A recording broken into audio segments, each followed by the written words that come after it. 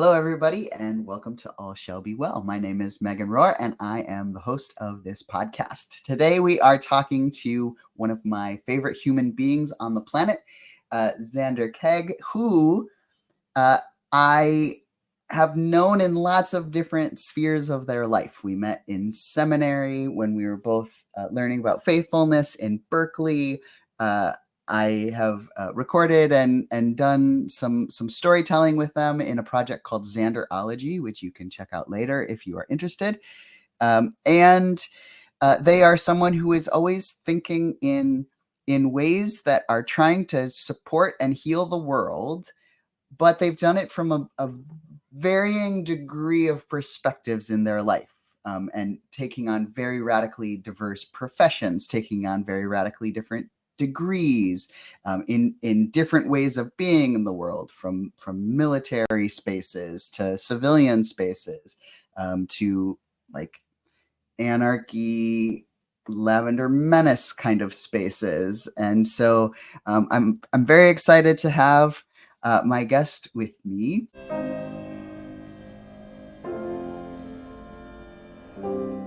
And hello, everybody. My name is Zander Keig. It's really good to be here. I love that we collaborate. We've known each other for 21 and a half years now, so we have collaborated many, many times over those years, and I'm happy to continue to be doing that. So a little bit more about me. All right. So, currently I live in Orlando, Florida. I live here with my wife, Margaret. We also met in seminary, so we've been married or together now for 21 and a half years. My life started in California, in Los Angeles. That's where I was born 57 years ago.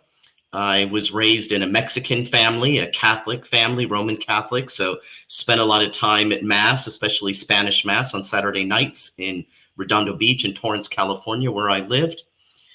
Let's see, what else? Gosh, you covered a lot of things about me, so let me fill in the gaps. So when I was 6 years old, I went to the doctor to get my measles, mumps, and rubella, or MMR, vaccination.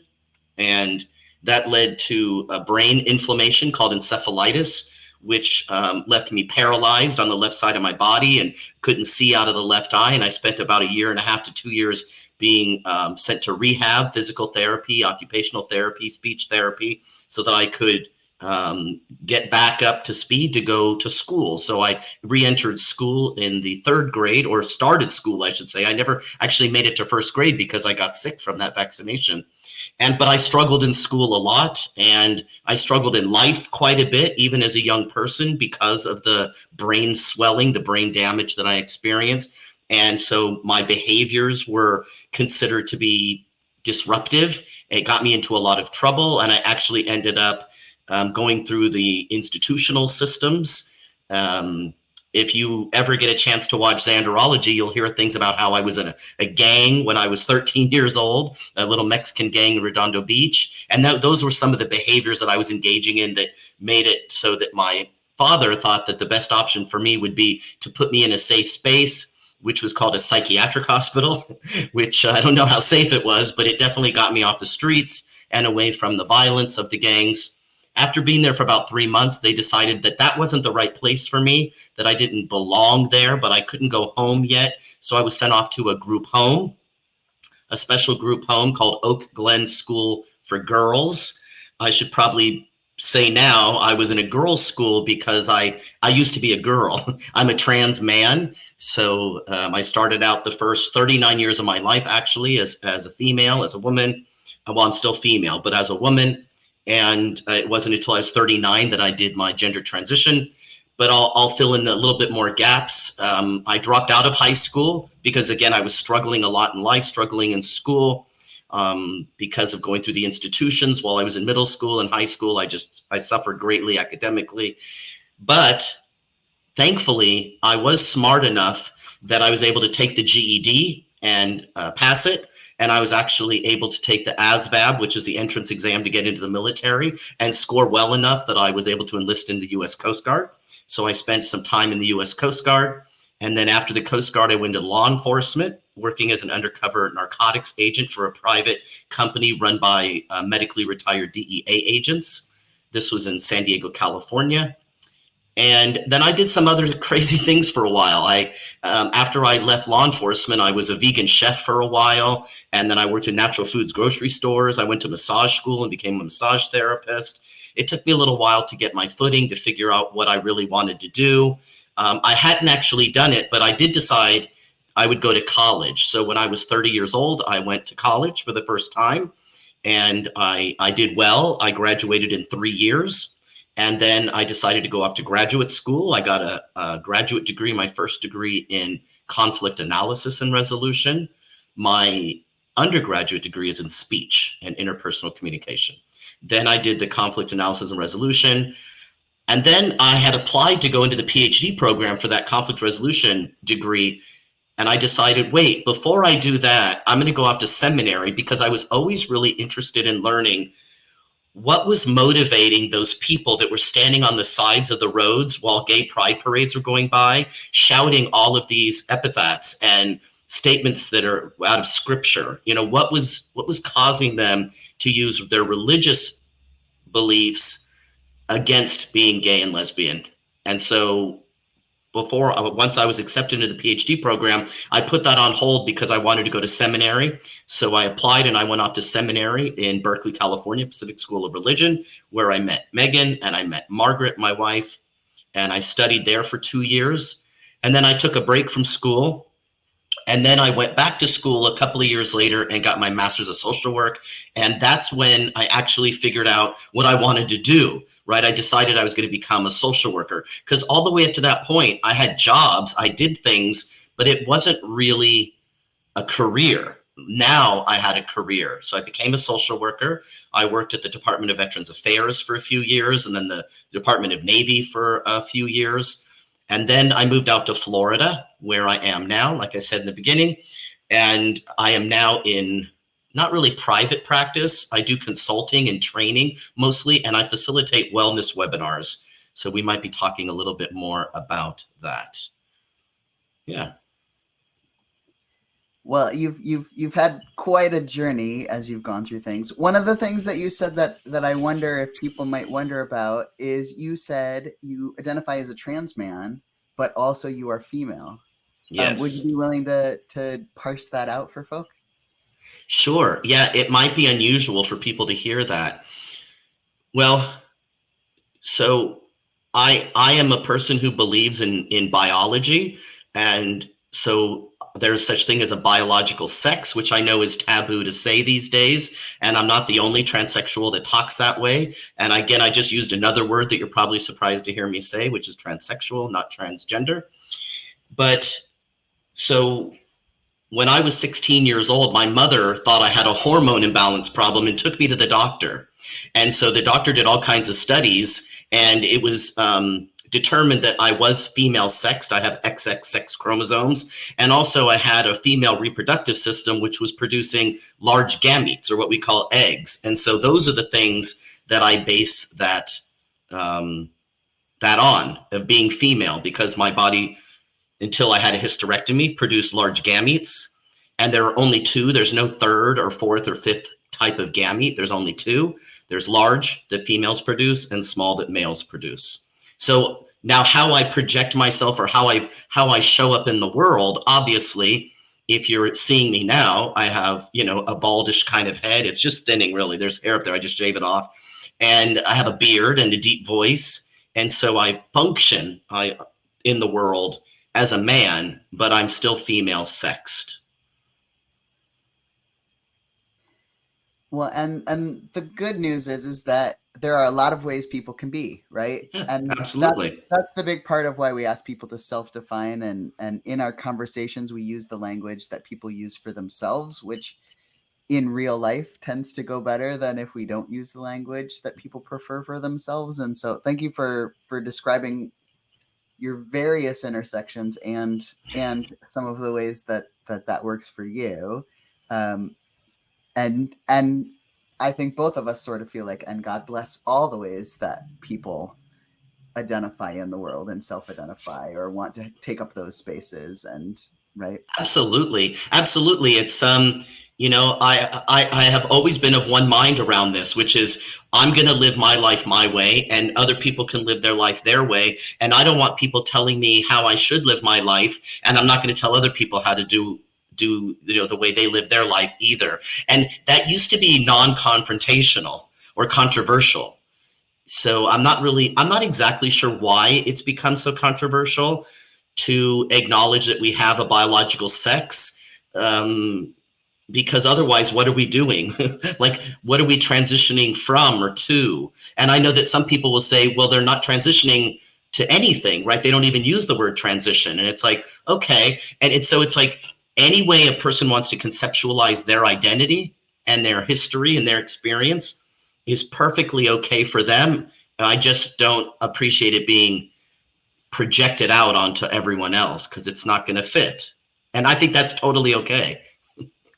Well, I think your way of viewing the world, if it works for you, is okay with me.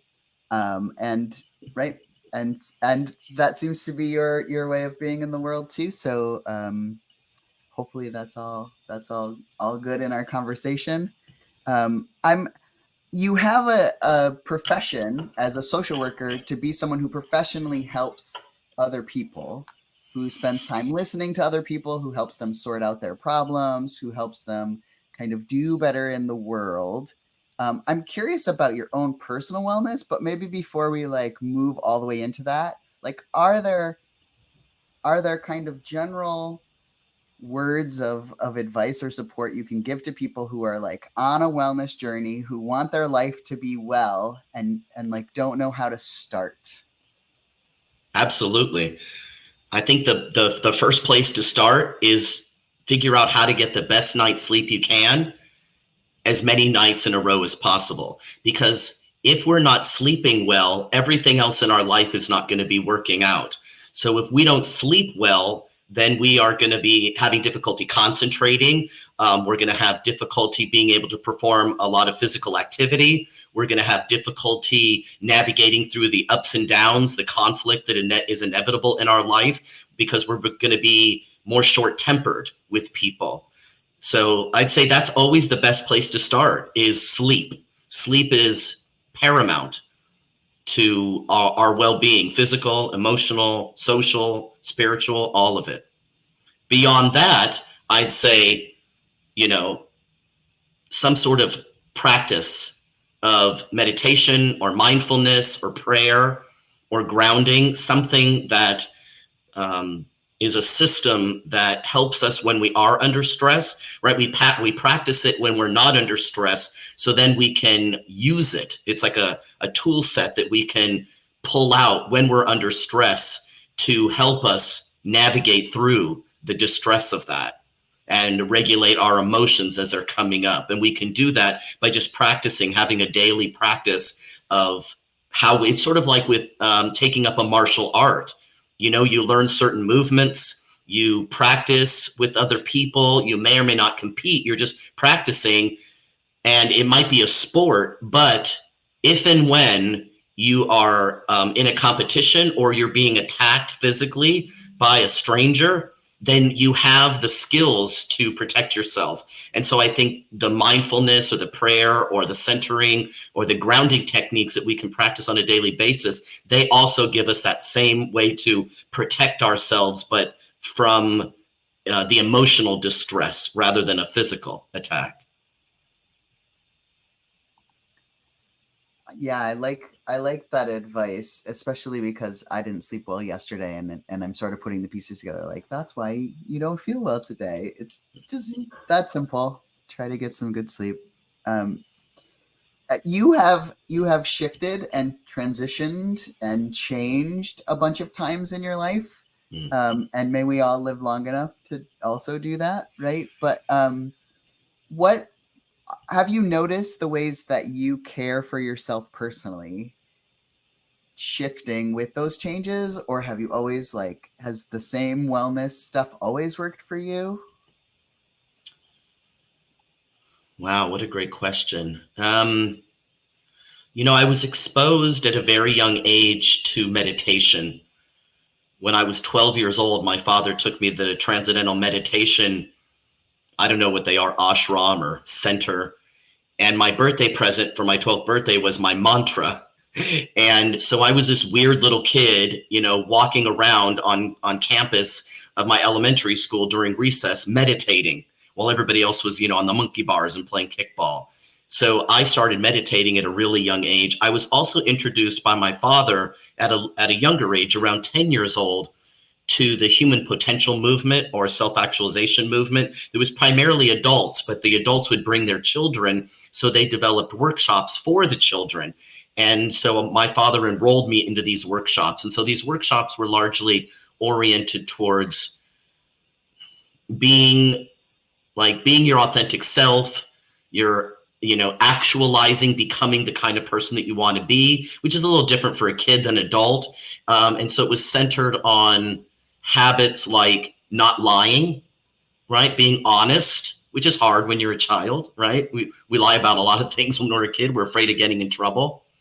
And how to speak from a place of authenticity, not complaining, right? And I'd say the central message that I got was don't be a victim, right? From the age of 10, right? Don't be a victim. Don't see the world that way. But my father also used to tell me similar things. He would say, because I went through the encephalitis and I had the paralysis and the inflammation in my brain caused me to have some learning disabilities. He would say, don't use any of that as a crutch in your life, right? Don't use those as excuses to underperform or misbehave. I didn't take that, those lessons to heart in the very beginning because I was angry, and I wanted to lash out at other people. But once I started to put it all together, like, oh, I have the ability to tolerate distress. I have the ability to regulate my own emotions, right? What we might now call emotional intelligence. These were skills that were being taught to me by my father and through these workshops that he had enrolled me in, through mindfulness and meditation. And so I think I had a good grounding in that. So it's interesting because, I had a very, what some people would consider a traumatic childhood, right? The encephalitis. I was also the victim of oh gosh, what do we, I don't know what we call it now. We used to call it religious abuse. I'm not sure what people, maybe it's just abuse. Or spiritual abuse. Yeah. Something like that. Yeah. From one of my family members as a kid. And I was also forced into conversion therapy as a 15-year-old, called fashion therapy. They wanted to make me a proper feminine girl. So, it's like I have, and there's a lot of other things I could list for the traumas I've experienced. And so I could be living my life now where I was still triggered, as people would say now, by all of the traumas, right? All of those things that I went through in my younger years, but somehow through the meditation practice, through the don't be a victim, training that I got, maybe through the military experience, somewhere along the line, it dawned on me like, oh, there's certain things I have control over. Like mostly I don't, right? Like life just happens, but there are certain things that I can control, and I get to control what I think, what I feel, and how I behave. Clinically, we would call that cognitive behavioral therapy, right? What I think, what I feel, and how I behave. Those are the things that I actually can control. I can't control what other people say, what they do, what they think, or what they feel. That's completely out of my control. And once I realized that, and I gave up trying to control what other people do, think, or feel, that gave me a lot of peace. A lot of peace. I've also experienced you kind of through a lot of stages of your life too, and I know like the lens of Zander conversation we're having in this moment right now is Zander who's trained as a social worker and has some buckets of language that help people kind of work through skills, and you do a lot of coaching and mentoring and supporting of people, and as long as I've known you, you've done a lot of like letter writing with other trans people to like help support them. You've done a lot of like going to conferences, like every conference on the planet, of like ways that wellness can happen. I've known you in stages of your life where your greatest wellness activity was to just like protest and talk about how we could burn the system down, right? Hmm. And so, or like music or art, right? And love and all of these beautiful ways of that are all sort of different types of trauma care and different ways of embracing wellness. And so um, Hmm. I wonder if there are ways in which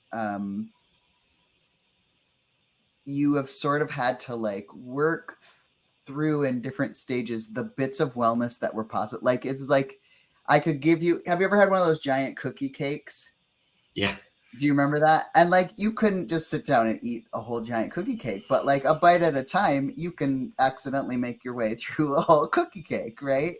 And so it sort of feels like to me that like this robust amount of wellness work you're able to do, like watching it over the years develop was like, oh, because you've added this tool to the toolbox, and then you added this tool to the toolbox, and then you added this tool like to the toolbox. And I remember when you were like, I'm going to explore being a Quaker now, right? And so it's come through listening with other communities, through exploring how it feels in your body, seeing if your body needs to shift, Hmm. and where those different living in a moving is a part of your wellness. Would you even talk about how like moving is a part of your wellness? I think that's not a thing most people would name, but I think you can really speak to.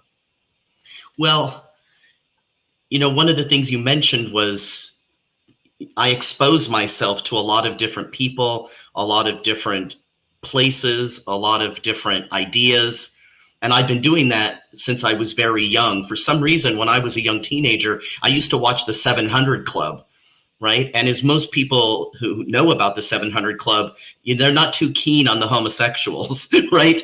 And so I was watching this as a young lesbian, and I knew that they were supposedly, they didn't like me, they didn't like my people, they were against us. But for some reason, I was drawn to listening to them because I wanted to hear what they were saying. And I continue that today. I can be friends with so many different kinds of people. They don't all have to agree with me. They don't all have to think that I've done the right thing. I don't need other people to validate me as who I am, right? So if I'm friends with somebody now, I don't know if I am, but I have been in the past, friends with people who just don't believe that, you know, I'm a man. Well, I don't really care. It's like, it doesn't really matter to me because that's not important. That part of my identity is almost inconsequential. It's just something I've done. I think that's kind of one of the differences between transsexual and transgender is transition is something I've done. It's not who I am. And so I don't care all about those things. And so I can be friends with people who think that, you know, I don't know, maybe they think I'm going to hell, but I don't believe that there is a hell. And if there is, it's already here on earth, right? So I'm not too concerned about it. But in the 90s, that's when I was pretty righteously angry. I was involved with Lesbian Avengers and Queer Nation in a couple of different states. And, I think it was through that process that I was simultaneously remembering some of my earlier life learnings about mindfulness and about peace and inner peace and actualizing. And my father sent me a book called A Path with Heart, and that put me back on the path. So just to be specific about it, to connecting to what I had learned in my younger years. And so I walked away from that kind of agitated activism and went more into advocacy. And I said I was raised in the Roman Catholic Church in a Mexican family. When I was a teenager, though, my father took me to the Unitarian Universalist Church, and it was there that I learned about the Transcendentalists and also the Quakers. And so even though I had never been to a Quaker meeting or a Quaker church, I was always very fascinated with them. So when I moved to Berkeley and I was in seminary, I did go to some Quaker meetings, and I've been to several since. And I find the peacefulness of the way that they worship really works for me. It's at least at the unprogrammed meetings, it's mostly in silence. There's maybe a few people that speak during the hour, but it's a lot of just sitting in silence and being, oh, what's that word? I can't think of the word right now, but reflective. Yeah, being reflective. And so I really like that. So I think I'm also older now. I just don't have the energy to be angry anymore.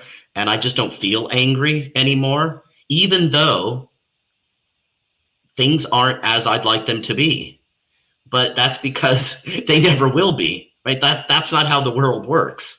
Um, there's no utopia. And if there were, it'd have to be in individual bubbles, because my utopia is not the same as your utopia. It's not the same as everybody else's utopia. So it's going to be hard to figure out how to live together as a big society, as a big world where everybody's needs get met, because I'm not sure how that will ever be done. But I like the idea that we're working every day to broaden the notion of who's included and what's included for them, so that there will be more and more and more people that aren't living in poverty, that aren't living on the streets, that aren't living in abusive homes, that aren't, struggling to make ends meet. And I think for me, those are the basic things. A lot of the identity struggles are there, for me at least, right? They're secondary to those primary concerns about poverty. And as a social worker, the majority of the people we work with live in poverty. They're people who live on the margins, socially and for whatever reason, right? There's a lot of different reasons. So yeah. Well, can I take a second to describe you a second for those who are only listening on podcast? Yes. And you can decide if you agree with this description. But you're a dude, right? You're a man who lives in Florida. Yeah. Who wants to live and let live, and who just wants to do their professional job and to have some peace and maybe retire someday, right? Yep. You have sort of a long beard, right? Yep. Got trimmed yesterday, but yep. A little bit of pepper in there. But for some people, when they look at you, they don't think Mexican American. No. Or Mexican father, right? Yeah.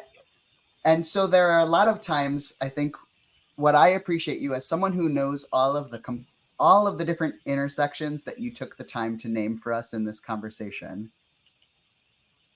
There are so many interactions that I've seen you have where people just take 1 second sort of snapshot look at you, and they decide what they think you are based on where you live, based on how they think you vote, based on whatever sort of definitions are happening in the world.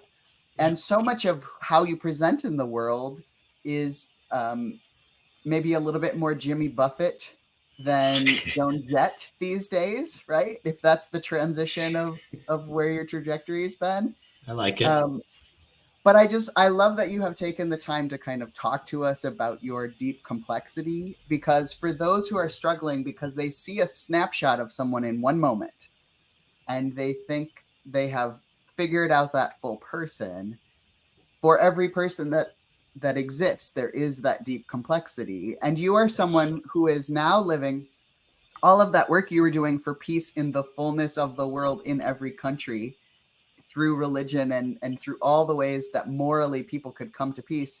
You're living every day just in your own body when you don't say something mean to someone who in their snapshot decided a tiny bit of you. Yeah.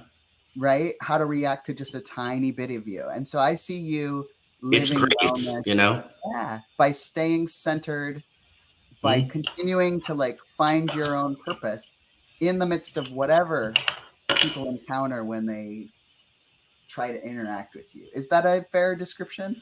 Yeah, I mean, one of the tools that comes, something you learn through mindfulness, emotion regulation, distress tolerance, conflict management, they all contain one similar kind of tool, which is taking a pause, right?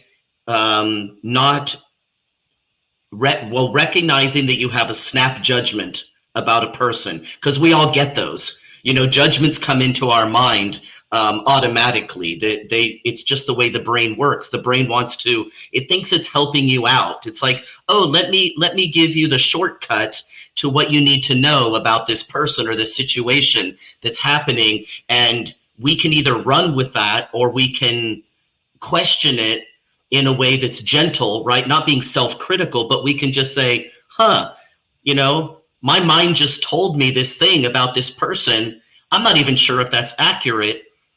Let me find out. And then just make an inquiry to a person, right? Ask a question, get the person talking.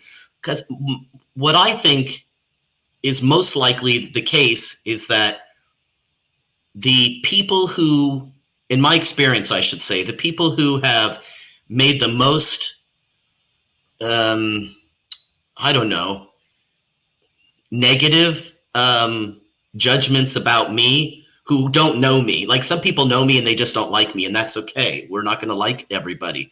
But for the people who don't know me, but they might see me and think something or hear something about me and just believe what they hear, my experience is that a lot of those people would not like that happening to them.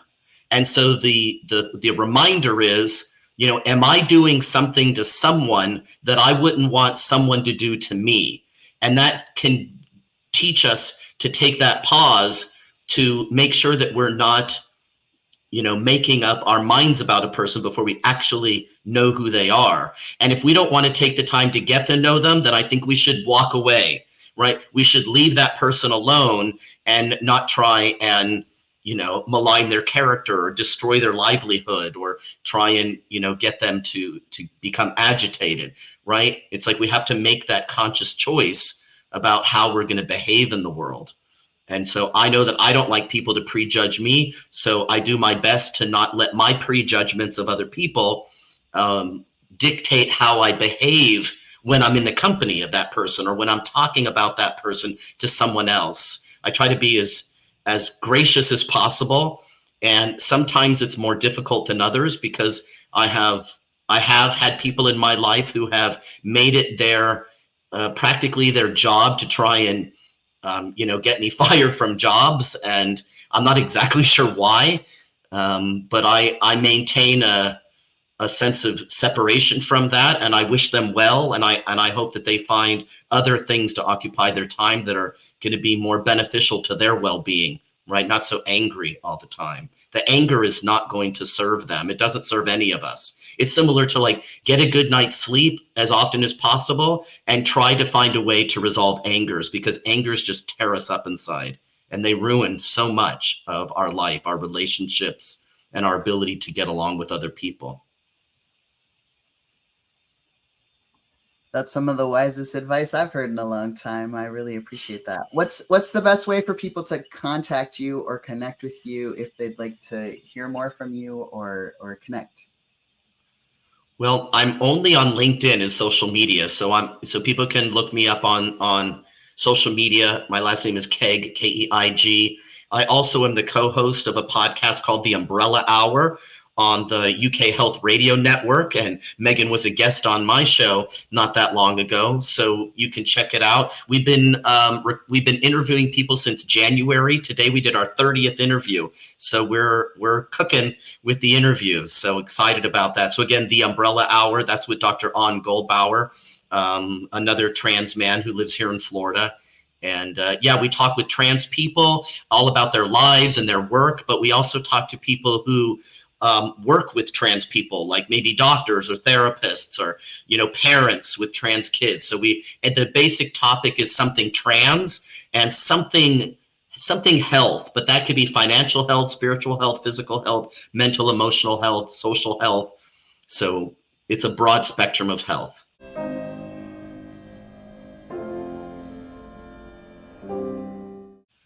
And if you are out there and you are someone who is trying to figure out how you're going to navigate the next portion of your life, or you are trying to figure out which definitions you want to use, or which part of the geography you want to live in, or ways that you want to let go of ways that people have been holding on to you that you are not interested in, know that hopefully you're not you're noticing that you are not alone on this journey. There are many people who have been through this before you, and will be going through this after you. And hopefully, you'll navigate this in a much easier way because you know you're not alone. And if you don't, all shall be well.